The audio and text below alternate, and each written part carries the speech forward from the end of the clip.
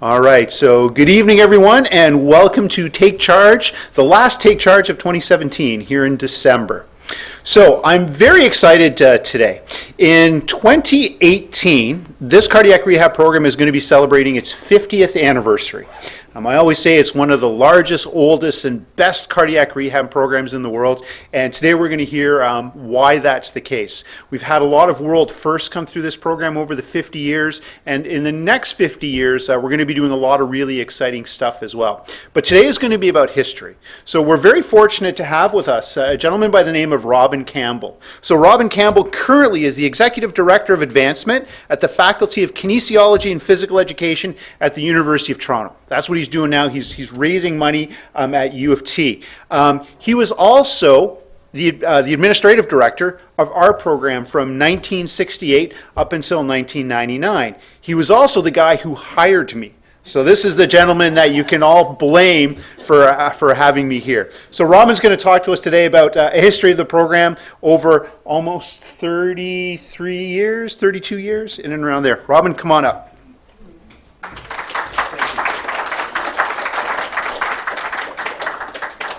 Thank you, Jim Chestnut. Thank you. This is a great opportunity for me to go through boxes and pull out some materials, and if I've left things out, I could only put in a couple of hours worth, and then I cut it down to a much shorter amount than that. So here we go, at least 30 years worth, and some of the research articles about that 30-year period actually have gone out as far as 2011 to actually get them published. So I have the machine in front of me. All right. There is Sunnybrook Hospital. I don't have the full history, but that is Sunnybrook Hospital circa 1950s. And the big patch of, I guess, grass there, right about here, is the Toronto Rehab Center. And that, you'll see in another slide, is the original, one of the original buildings that is now Lyndhurst Lodge. So that's one of the original sites of, and that's the one on Bayview. That's the CNIB. So that's how this got started. And now this one is one of the first patients in 1968, and this is our. You're going to see a whole number of firsts here, and that is Dr. Whoops. Went too far. That's Dr. Veena Pandit, one of our first physicians, and that black piece of equipment is what I started with, and that's me on the right-hand side.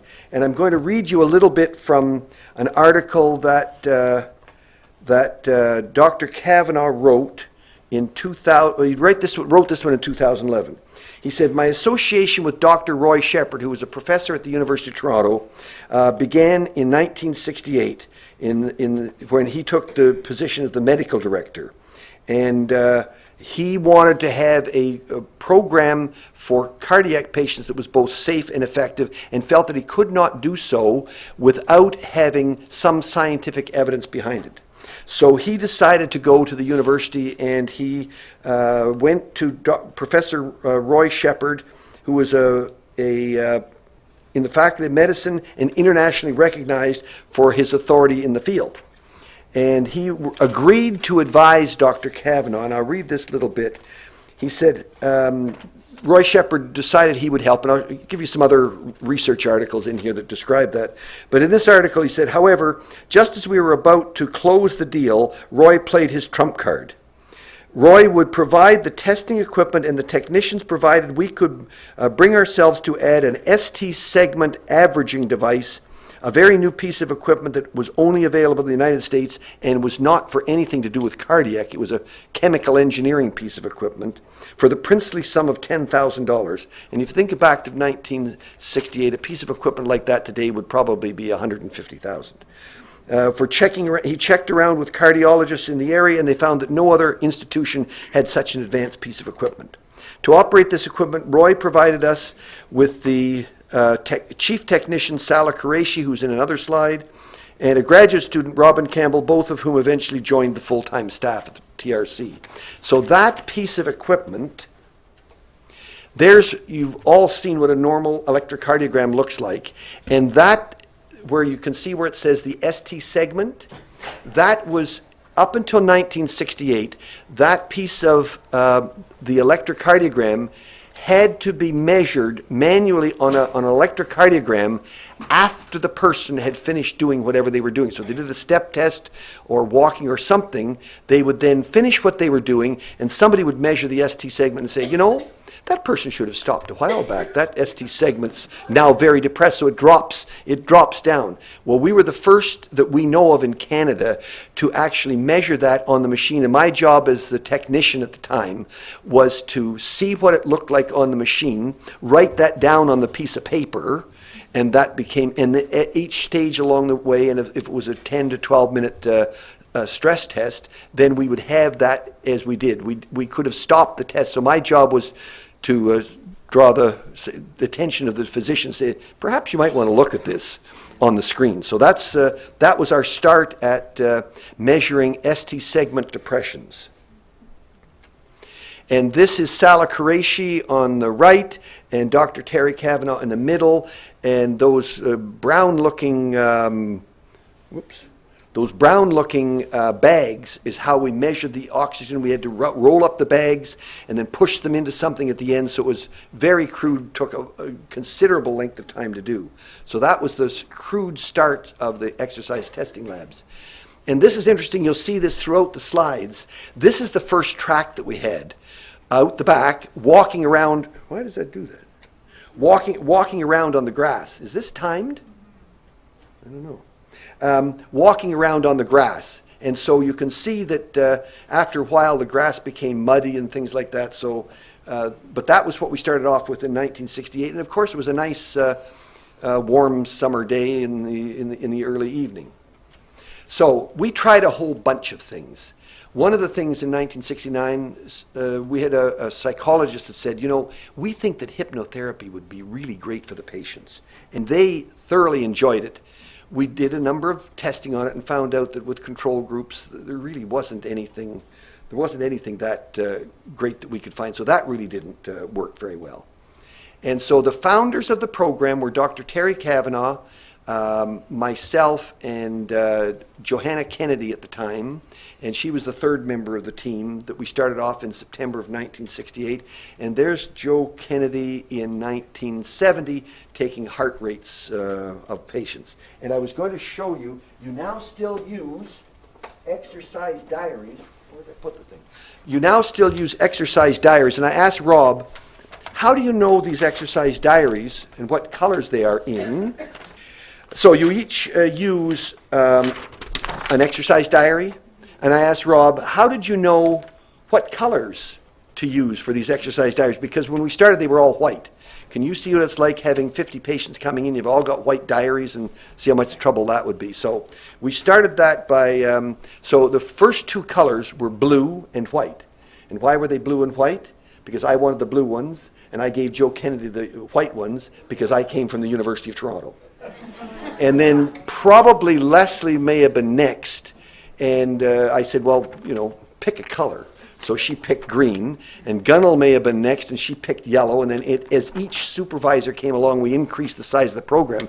So I initially started the program when I was a consultant to Dr. Kevin, because I didn't join the staff here until 1981. He wanted me to help him figure out, how do you run a program with large numbers of patients on the program?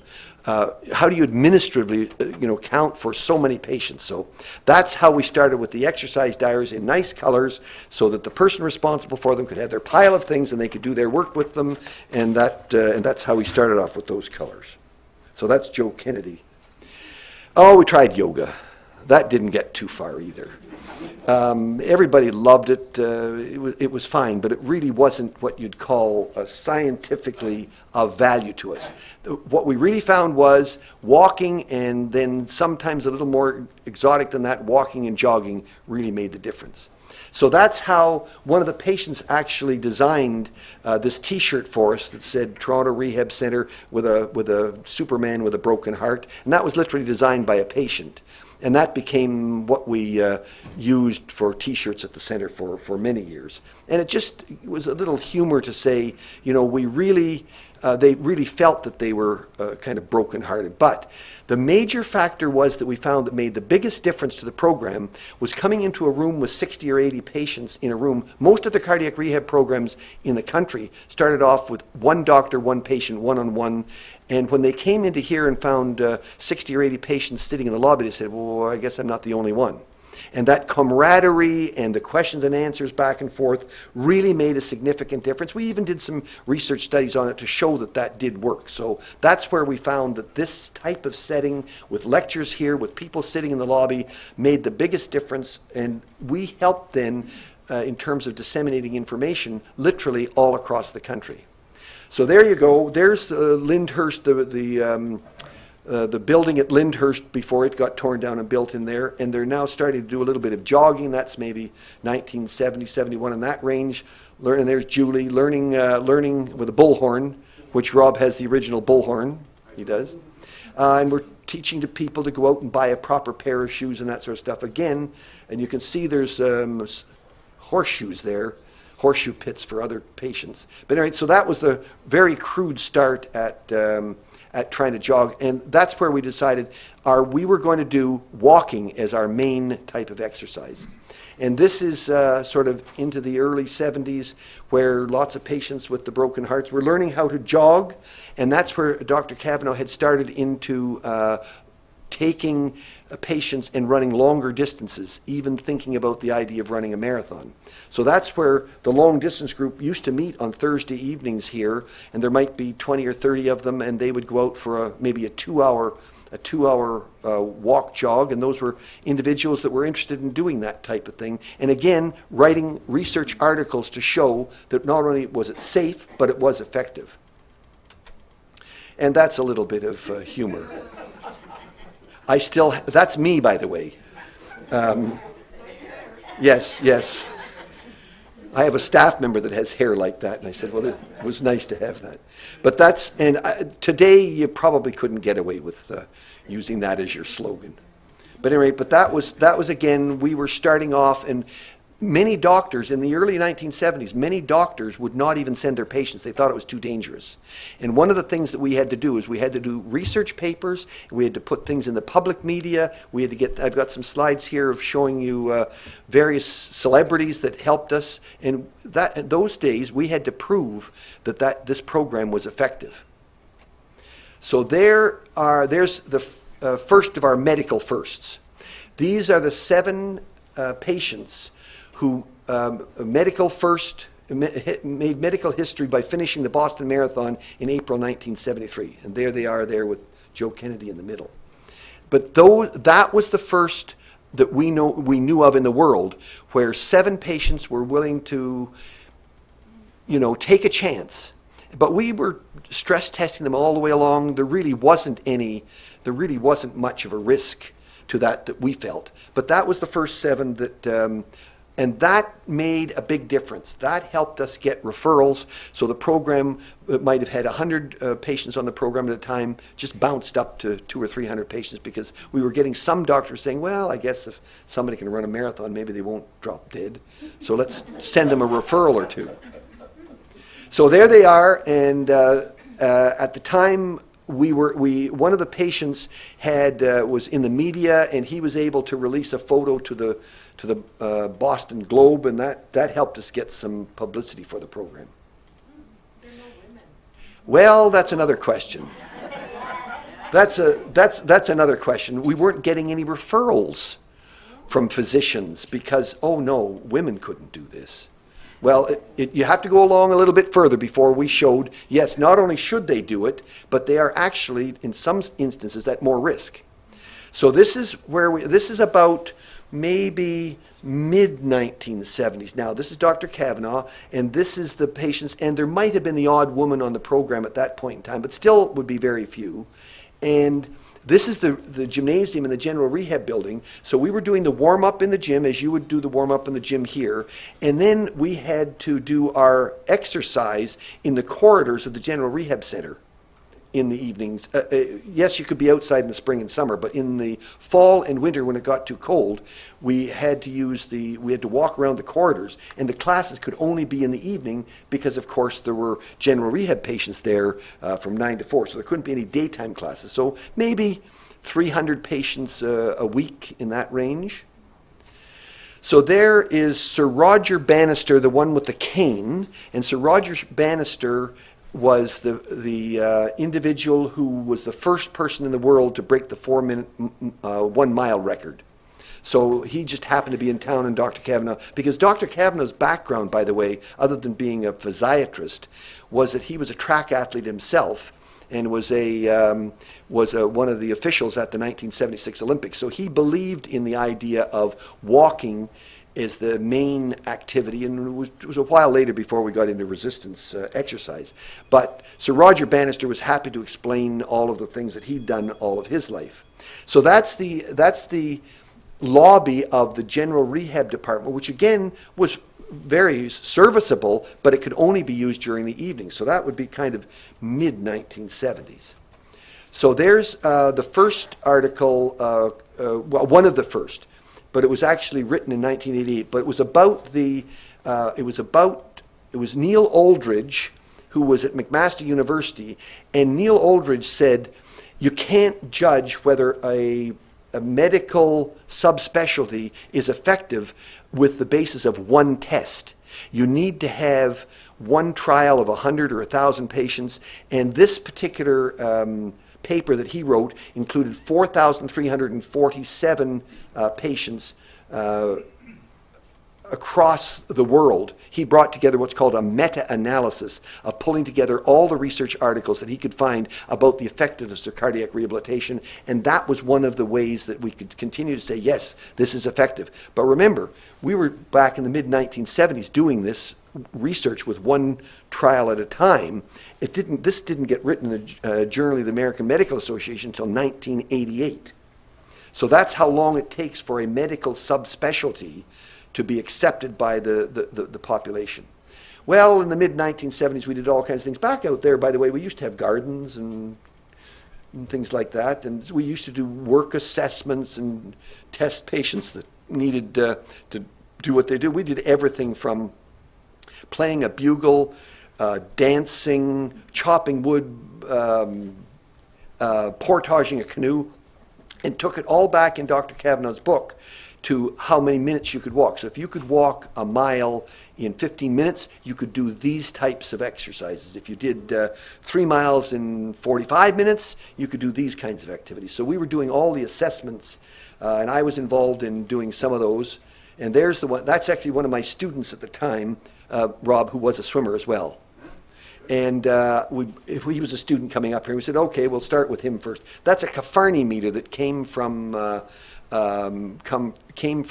place in Sweden. We had even trouble getting the thing into the country because they didn't know what it was. And what you do is you blow into the box there, and then you take the box and then you analyze the oxygen, and then we tried all kinds of various activities. Okay, now here's an interesting one. This was that's the logo, Rob, that I said that we developed for the second campaign, our campaign to build the track and the gym out there on the out that side. But I bring this to your attention because Herman Rober's, the first article, talks about, we had, I think, several of these stories, and Herman Rober's was a jewelry salesman, and he found that to be too stressful and said, well, okay, if I'm going to do this rehab stuff, I got to find a job that will help me with that. So he turned himself into a delivery, postal carrier.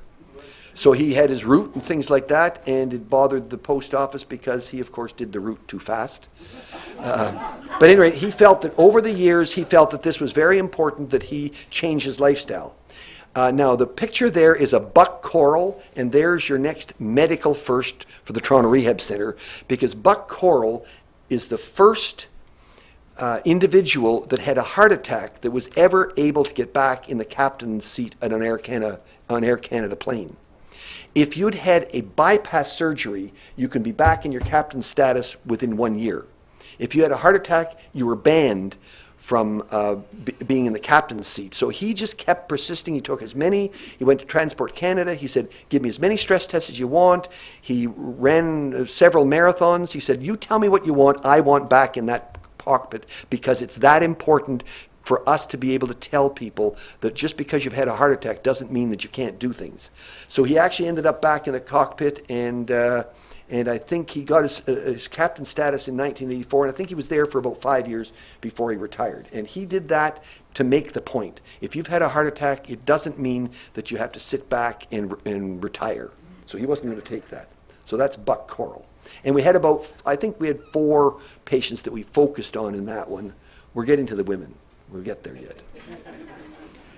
That's about, again, mid-1970s, and now we have a nice asphalt track out there so that we can use that. Now we have perhaps 600 or 700 patients on the program on a regular weekly basis by that time, and we pretty well outgrown the general rehab department. We'd use that for the little talks and warm-ups, but then we would come outside to the asphalt track and run on there. So you'll have to excuse the photographs of this. That's me with my cell phone. So that is a photograph taken by a watercolor done by Robert Meacham, one of the patients, and he did one in the fall that showed the patients walking around the track and doing what they normally do.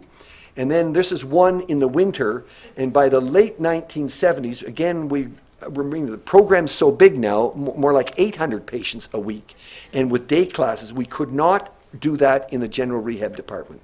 So that means that we had, in fact, there's one, it's there, the one that's in the back that looks like she's taking a pulse.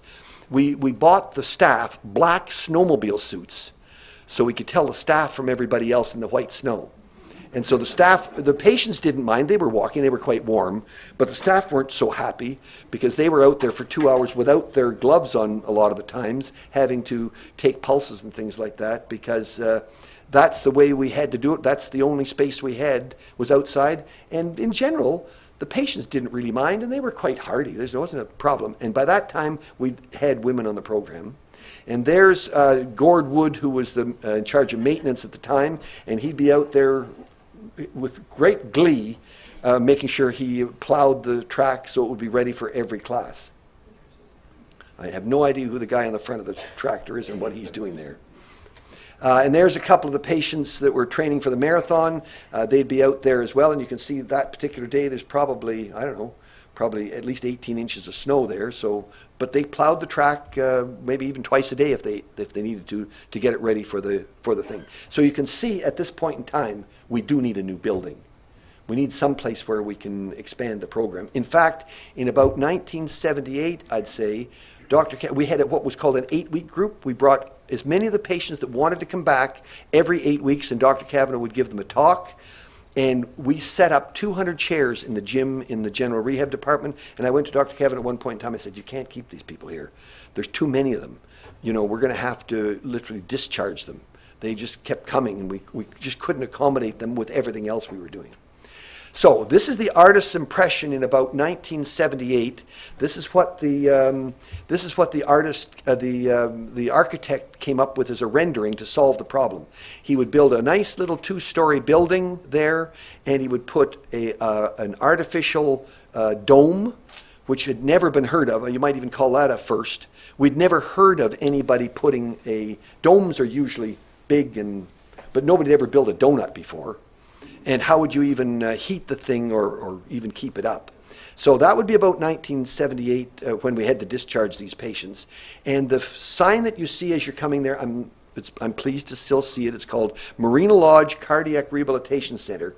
I wouldn't have had Cardiac Rehabilitation Center. I would have called it just Marina Lodge. But this was the organization that came to us in 1976 and said, we are Marina Lodge. We have some money. We have about $1 million. And we didn't build anything, and the Ministry of Health said we had to give the money back to the donors if we didn't do something with it. So would you like the money? And we said, of course, we'll take the money. And that is how we got this started. So the idea was that we would have an indoor track for the winter, and we would have a building where we could do proper stress testing and things like that, and it would allow us to expand the program. So there's the first, there's the artist's rendering of that, and that's what the dome looked like in the winter. And it was just, it was very simple. It blew itself up very nicely, and it did exactly what it was designed to do, and it was up there kind of all winter. And there's patients running around in the bubble. It had a bit of a wind chill to it, mind you, so we had to heat it up a bit. But that was, you know, the only place we had to walk and jog in the winter. So there, now this is important because this was after the building opened. That's Dr. Don Mertens with little hair. And this is important because this would be about 1982, and these were the medical devices that we had to be able to measure the oxygen directly and be able to measure the electrocardiogram. And one of the things that is another medical first that we were able to do, we had, it wasn't quite in this slide, but it'd be a couple of years later, we were able to take all the medical data from those machines and literally put them directly into our computer. And that was the first time that we knew of where that was being done. The equipment was set up to be able to do that, but we didn't know anybody in Canada that could do that, and we had to call somebody in to find out, could they make a patch to allow us to be able to collect that information? Because the research that Dr. Kavanaugh and his staff, of which, you know, Leslie, Di, Nixon, Rob, all of us were involved in the research as well, but that could not be done without collecting that data. So here's another medical first. I had to go off the internet to find this thing. That's called a Chromemco computer, and it was built essentially for the U.S. Air Force in all of their silos where they have their ballistic missiles and things like that. But it was the first, you know, personal computer, and we literally had one of these. And has anybody ever heard of a floppy disk? Well, oh, you would be. You've got the right age. There's a floppy. I talk to our students at the university, and they say, "What?" But that is a floppy disk drive right there. So that was, and our IT guy at the time said those things are about good for a boat anchor. But anyway, those were what were called dumb terminals. In other words, they were not like today's PCs, but we literally had one of those on every desk so that every exercise supervisor, the staff at the front desk, everybody that needed to have information for either patient data or for patient data to be used on a regular daily basis and for collecting data for our research projects. And at the time, one of my main jobs was to scrub the data. In other words, we'd have the data went in, and then we'd run it out at the end of the day and say, okay, now has anybody got a blood pressure of 300 or higher, or is it lower than 10? And we say, well, obviously those numbers are incorrect. Go back to the technicians and figure out either put an accurate one in or just take it out completely because it's outside the possible range. So that's, we consider that to be a first because we don't know of any other hospital in Ontario by about 1984 that had literally had a computer terminal on every desk, and we could not have done the research going forward by that time with the numbers of patients we had without that kind of equipment.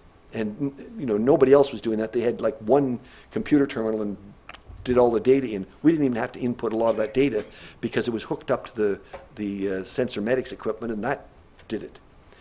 Now there's a very interesting, this is one of our patients who funded a major research project in England in 1984, and the one on your right is Sir Magdi Yaqub, who was the cardiac surgeon. And if he looks tired, he was, because he would do for the National Heart, he would do heart transplant.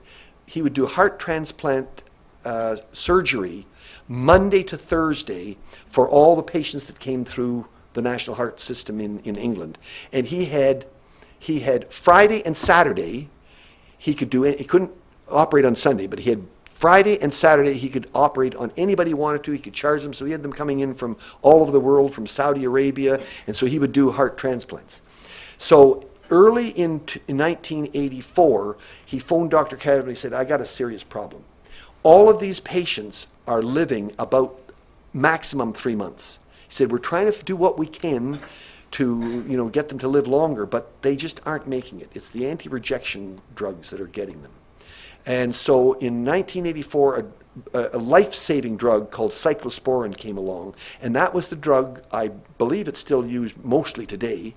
It is an anti-rejection drug. So the problem is the patients were starting to live, and he says, okay, they're living now, what do I do with them? And Sir Magdi Yaqub knew that the other medications like prednisone were detrimental to many of the body's systems. And so he said to Dr. Kavanagh, what could you do? Dr. Kavanagh came to me and said, well, do you think we can do something? And I said, go to England? I said, that's a great idea.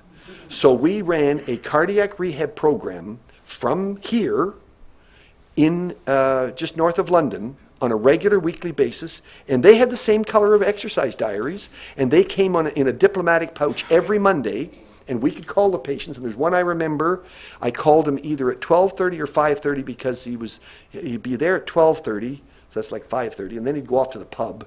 And if I called him at 5:30, he was kind of back from the pub. And you do that 3 or 4 nights a week. So that was their fun for the week. So there you go. And we had 62 consecutive heart transplant patients, and that became another medical first. Nobody had ever done a cardiac rehab program for that number of cardiac transplant patients.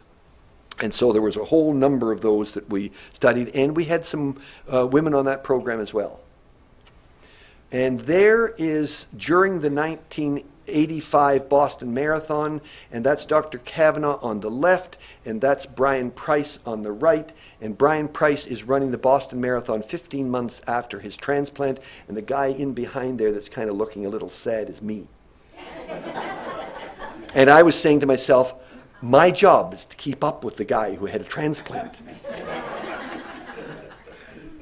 But in one of the runs that I did, I literally flew to Wales. He lived in Wales. I literally flew to Wales on a Thursday night, had Friday off. I ran 20 miles with Brian, and it almost killed me because he had an ECG machine on his back that in order to record the ECG, I had to drop back behind him, push the button, and then come back beside him.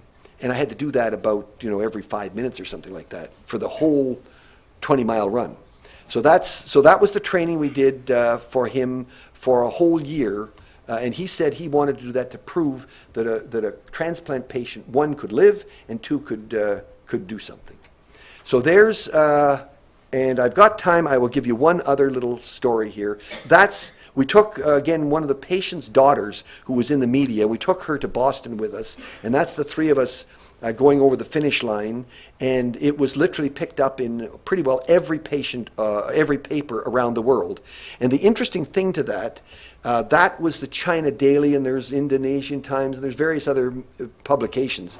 But Dr. Kavanagh thought it was most important that he would be in the London papers, and he's on the left. Brian's in the middle, I'm on the right. And I said, well, of course, I would prefer to have my picture in the Toronto Star, because I lived in Toronto. So in the British papers, they cut off Dr. Kavanagh. Let me put it the other way. In the Toronto papers, they cut me off, and they had the famous Dr. Kavanagh and patient run the Boston Marathon with a little story around it. So that's okay for the Toronto papers. That cuts me out. But in Britain, in the British papers, they cut Dr. Kavanagh out because in British hierarchy of medicine, there is doctor, but there's a thing called Mr. So-and-so. So Sir Magdi Yaqub is called Mr. Yaqub because he was in charge of cardiology for his hospital. So he's called Mr. And in the paper, I was called Mr. Robin Campbell.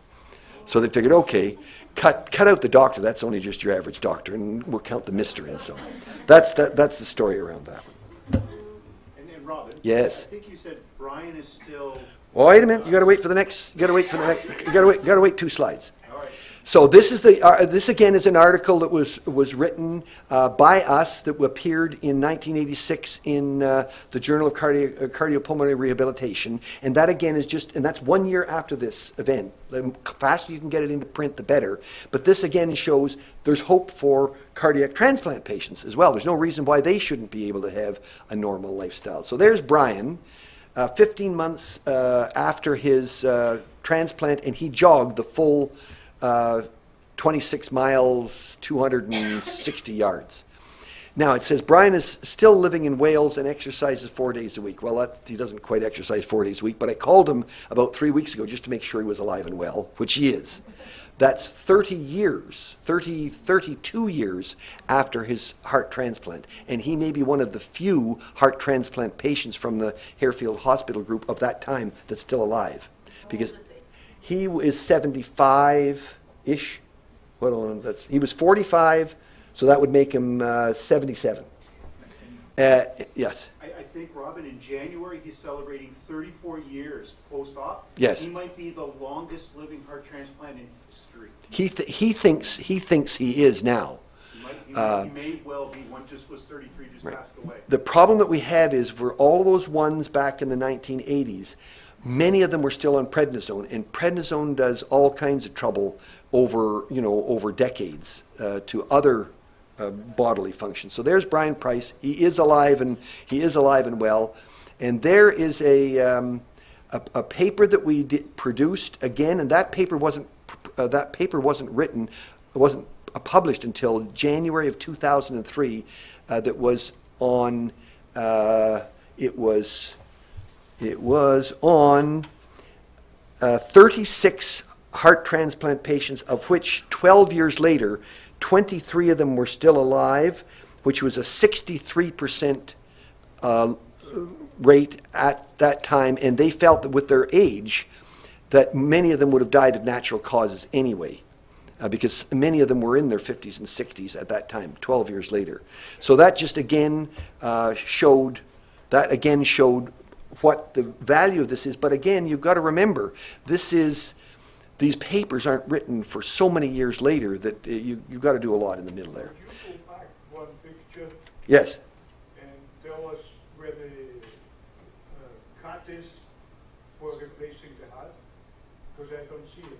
Where the So The scar. The sternotomy scar. oh will be well, it's covered by down his the shirt. center there, right down the center. Because it's not visible. No, it's down a little bit lower. It's not quite up as high as a bypass. It's down a little bit lower, and it doesn't have to be that big. It's not that big a scar. It's maybe that big. It's not that big a scar. Okay, thank you. They just make it big enough to get the heart out and get the new one in. So there's Leslie Thacker and Dr. Victor Matosevic.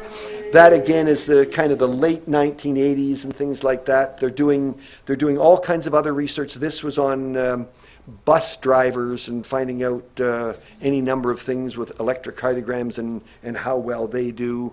There's another one with Renee Belliard, and again looking at all kinds of things. But we weren't just doing walking and jogging kinds of things. These were research things to say, these are patients that have regular day jobs, and does that work? And then later we got into resistance training, and Susan Marzolini, who's here, really got big into there in the late 1980s, and that's Terry Fair, that's no longer with the center, and Dr. Matosevic. But that's another area that we got into, and I would say today that's also extremely important to add to a walking program is resistance training. Just a few celebrities.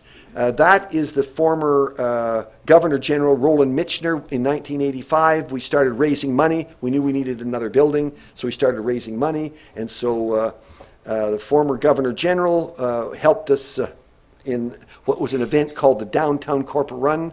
These were all the bankers and insurance people that worked downtown, and we thought if we did something with them, that some of that might rub off, which it did. And there is another one in the paper of the former Lieutenant Governor of Ontario, Pauline McGibbon, and she lent herself to that. And this idea of this run around the Adelaide Club track is that you wear your banner for 12 straight hours, so bring out enough people from your company, and the company's paid I think $1,000 or something like that to participate, and that generated us about $40,000 a year, and we ran that for a number of years. And this is probably the biggest program that we ran here to raise money. And this is called the Walk of Life, and it started in 1984 because there was a song that came out in 1984 called The Walk of Life. And the first walk was called Walk Nike, and they ran it, and we said, well, we can do better than that. So this was all the patients involved, and I know that's morphed with Jim Chestnut into the one that they run here on the track. So that's Terry Kavanaugh and Leo Delzato, who's the president of Tridel. You've seen his buildings all over the place. He got involved at that time, and that walk has been done from 1984. It's still being run today. And there they are. We've been run in various places all over the city, the Science Center, it's literally all over the place. And there's just another one, and it was called Marine Lodge, then it was morphed into the Canadian Cardiac Rehabilitation Foundation, and it's now called the Cardiac Health Foundation of Canada. Just have to change the name to do the same things. And then in 1989, this was Prince Philip, who came to the center. And again, we did this as sort of a lead up to the second building, was that we were getting all. So I would say on that day, there were probably 300 people in the center. So there was a whole group of people, probably an hour and a half, sitting in the lobby. I don't know, 80 patients sitting in the lobby.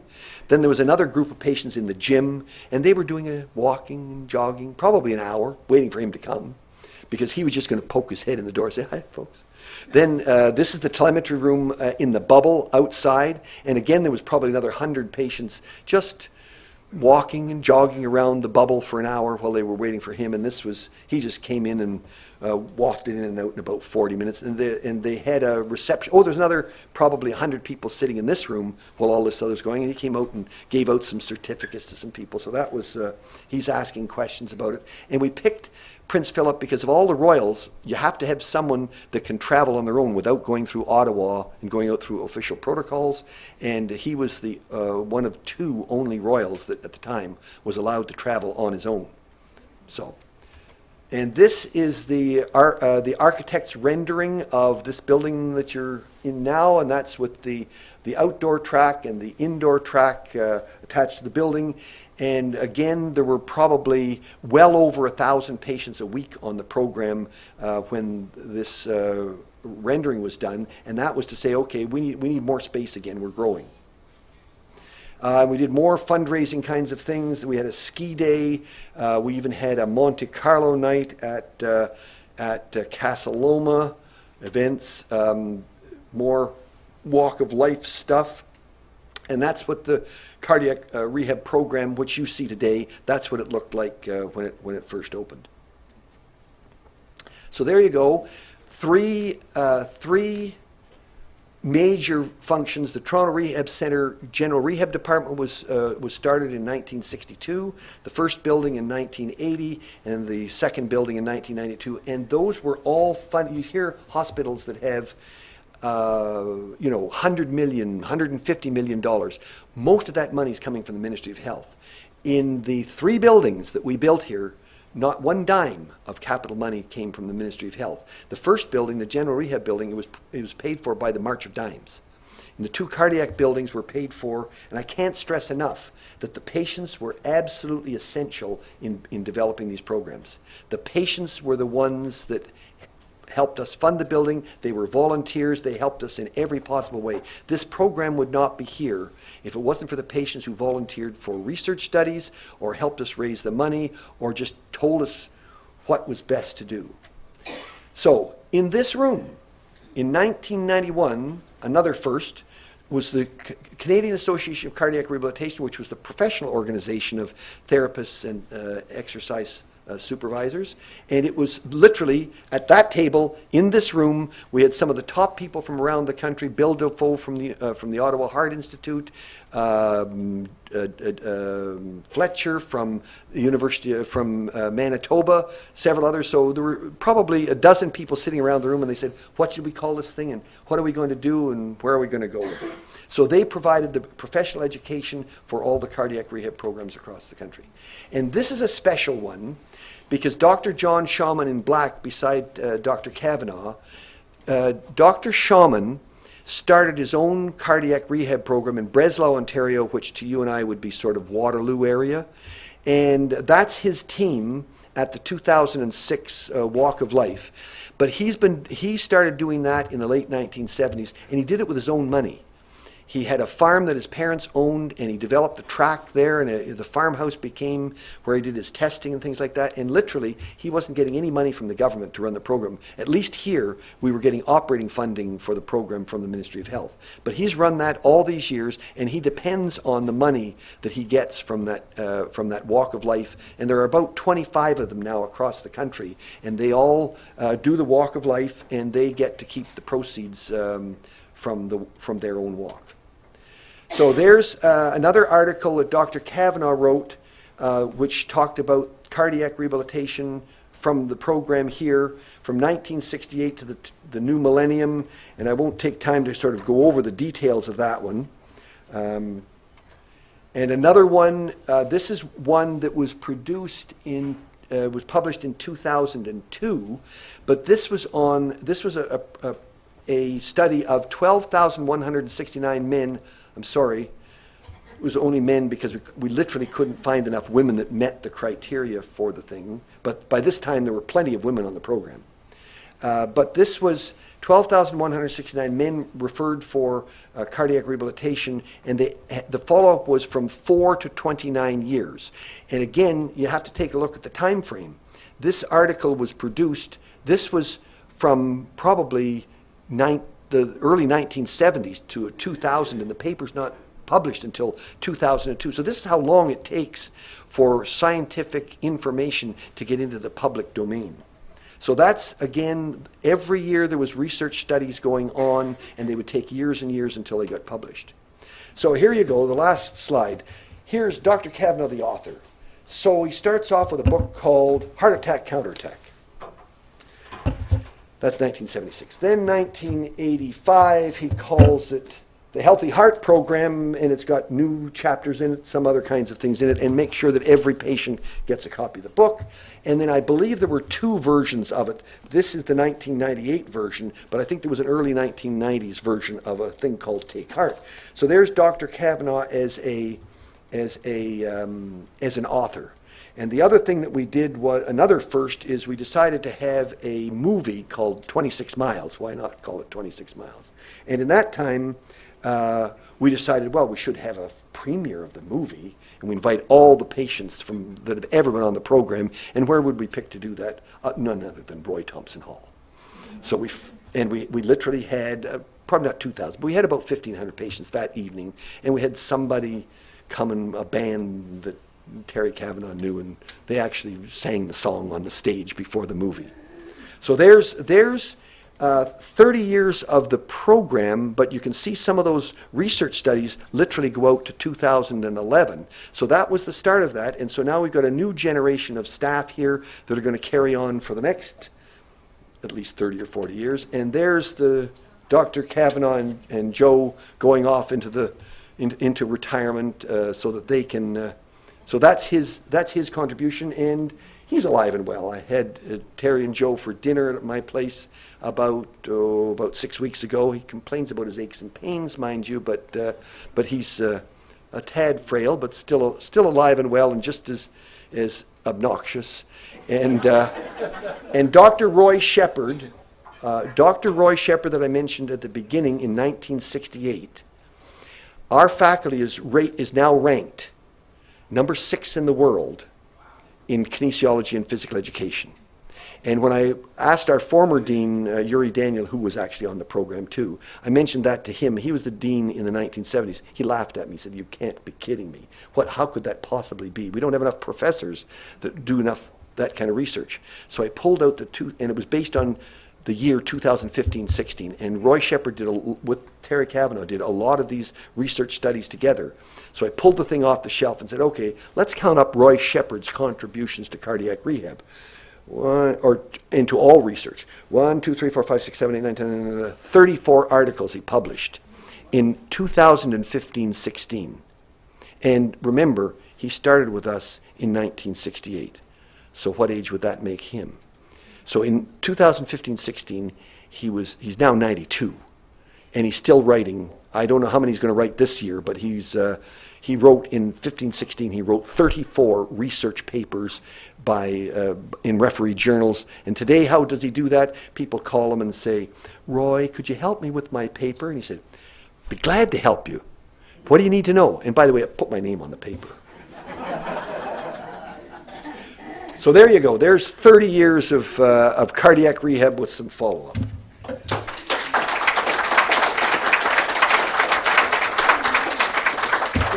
Very nice walk down memory lane for me as well. Thank you. I'm sure Leslie and Di as well, right? And our program manager, Valerie, in the back too. So, any questions for Robin before he goes running away? I'd like to speak about the issue of women in the Yes. program. I have a bit of history. My dad had his first heart attack in 1973, open heart surgery. Came to the program here for a year, and he swore by it. The day after his program ended, he stopped walking. He had 3 more heart attacks Right. before he died Yes. in 2001.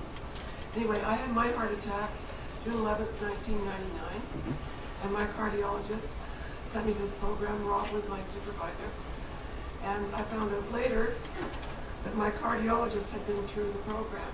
And that's the reason I was sent here. And there were 14 women in my group that year in 1999. Well, here's a couple of facts.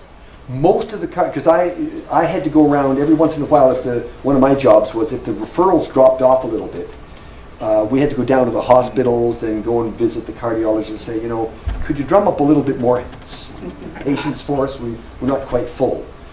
In the 1970s, most of the cardiologists smoked, Yes? and most of the cardiologists would not refer women to the program. They said, well, men might be able to think it, but it's not for the women. I said, well, what is for the women? What can you do for them? So again, I would say that's 20 to 25 years after the men got started, and we've done enough research studies to show that women may in fact be at greater risk for heart disease because it's more difficult with the electrocardiogram to show what is significant heart disease. It is more difficult. So I'm presuming you have a substantial number of women on the program now. I think we're up around 30%, Val, roughly? 35%. Okay. So we're getting there. And at the time, there were not, at the time, in the 1970s, there were not as many women having heart attacks as there were men, so there weren't as many to draw on. But it didn't take very long into the 1980s to say that number had crept up, and it was only because the women were not being properly diagnosed. And sometimes they would go and have a stress test, an electrocardiogram, and it wouldn't show much. So it was much more difficult to make that diagnosis. But today it is much easier, and I would say most women now don't have any problem with exercising. Back then, many of them didn't want to exercise. So nowadays, it's a perfectly normal thing for women to exercise. They go to yoga classes and various gym classes and things like that. So, and over the last 10 or 20 years, so now you get women in their 40s, 50s, and 60s. It shouldn't be much to transfer it over to this type of a program. But that brings up the problem for your father, is that it is a lifetime activity. You really do have to keep this exercise. It doesn't have to be, 3 miles in 45 minutes. It can be something like walking briskly for 20 minutes 3 or 4 times a week at the minimum, and maybe a little bit longer, maybe at an indoor mall. But you should be doing, like most of the fitness people would say, you should be doing your 10,000 steps a day. Most people can't do 10,000 steps. If you could even do 5,000, you'd be doing well. But yes, you need to do some form of exercise literally for the rest of your life to do the best you can for yourself in terms of managing heart disease. You may be unlucky that you got heart disease versus somebody else that didn't, but that's okay. What was the first heart transplant done in Canada and where? Well, here's a very interesting, before I answer that one, here's an interesting one for you. Where was the first bypass surgery done in Canada? Very unusual place. Bypass surgery. Give us a guess. What would you think? Ottawa. Ottawa. That's the Ottawa Heart Institute. That's a good one. No. Anybody else? Toronto General? That's nice. Tyrone David? You'd think that. Sudbury in Canada. First bypass surgery because Sudbury said, we want to do this, we can't, our patients can't get down to Toronto and things like that. So what they did is they literally hired a guy from England who had just been doing it for a couple of years over there, brought him over here, and not only did he do it here, but he also trained a number of the other cardiologists in Toronto who eventually then did far more of them. But heart transplant in Canada, there are mostly done at the Toronto General. I don't know when the first one was, but it was certainly probably not until the early 1990s. But the transplants in Canada generally are done in the major centers like Ottawa Heart. I don't know how many they do, but I know most of the ones in Ontario anyway are done at the Toronto General Hospital, and there aren't that many done anymore. About 35 a year in Toronto General, and the leading center in the last couple of years in Canada is actually in Edmonton, I believe. They do, I think it's about 45 to 50. And they've done the best they can to figure out what can they do now to put off a heart transplant. There's oil money to pay for it. What other questions do we have? Anything else? Yes. Yeah, so talking about regular body exercise, are you doing anything to, like, the high intensity interval training? What kind of inroads is that making as a I'll let Rob answer that one. He's Yeah, got an answer to so one. that is something that's fairly new. We're going to be talking about that. That's my topic for March of winter of 2018. That's something that's reasonably new for the longest time. And you can see from Robin's presentation, early days in the 60s, the doctor said you just sit down and don't do much of anything. Dr. Kavanaugh, Robin, and that crew said, no, you've actually got to start mobilizing. They started off with just walking and then got really crazy and went with walking and some jogging and then steady jogging. And that's really been tradition up until probably the last 5, 6, 7, 8, 9 years. Now we're starting to realize that we can push heart patients even more, and the high intensity interval training is something that you're seeing a lot more in the cardiac rehab populations for a variety of reasons, including you can get the same kind of benefits in a shorter period of time. That's one way, and there's some studies that show you can maybe get greater benefits as well. So I'm a huge fan of that. I'm going to talk about that in much bigger detail in March. By the way, that goes back to the 1930s. Fartlek training, as it was called, interval training. And Rob Bertelink, when he was an athlete at the University of Toronto in swimming, they did that. They swim maximum for, let's say, a minute, and then they take a minute or two off to rest, and then they go back and do another one. That type of training has been done by athletes for literally decades and decades. I would say it's at least. becoming more acceptable? Yes, the idea is you now have to adapt it to the cardiac population, and you have to do enough testing on it to make sure that it's safe. But yes, that we used to do walking and jogging by the telephone poles. So in your neighborhood, walk one pole, jog one pole, just a nice slow jog, walk, and then maybe walk one pole and jog 2 poles. That way, it was easy enough. You couldn't tell them minutes or seconds or something like that because we didn't know what speed they were going. But literally, if you were getting into jogging, you could do it by that method, and adapt it to your neighborhood because you're going to do the exercise in most cases outdoors. What else do we have? Anything? Nothing. All right. So Robin, thank you very much. You're welcome. Great presentation.